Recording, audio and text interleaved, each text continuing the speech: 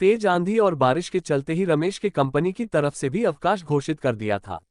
वह सुबह सुबह की कॉफी की चुस्कियों को लेते आज का अखबार पढ़ रहा था। अखबार पढ़ते पढ़ते उसकी नज़र मुख्य समाचार पर गई। 2 दिन पहले एक व्यक्ति की मौत हो गई थी जिसका नाम मोहन सिंह था।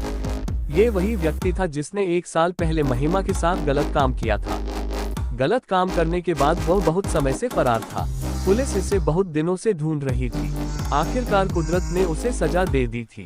ये पूरी खबर पढ़ते ही रमेश की धड़कनें एकदम से तेज हो गई थी। जिस कॉफी की दुकान से वह कॉफी पीता था उसकी मालकिन भी महिमा जैसी ही दिखती थी। हूबहू वही शक्ल। रमेश को याद आ गया कि पिछले साल महिमा नाम की लड़की ने खुद के साथ गलत काम हो जाने के बाद अपनी जान दे दी थी। महिमा भी एक कॉफी स्टोर चलाती थी। फिर रमेश ने इंटरनेट पर महिमा की 1-2 और तस्वीरें देखी तो उसने देखा कि महिमा का चेहरा छोटा सा था, ठीक उसी प्रकार जैसे उस कॉफी स्टोर वाली लड़की का था। उसने एक दूसरी फोटो में देखा कि उसने एक बड़ा सा काले रंग का चश्मा अपनी आंखों पर लगा रखा था। उसका चेहरा ठीक वैसा लग रहा था जैसा उस दिन बारिश भीगी हुई उस लड़की का था। वो कॉफी स्टोर वाली लड़की उसको हमेशा बोलती थी कि उसे एक बड़ा बदला लेना है। रमेश को अब समझ में आ चुका था कि यह महिमा का ही रास्ते का भूत था जिसने मोहन सिंह की जान ले ली थी। महिमा का बदला पूरा हो गया था।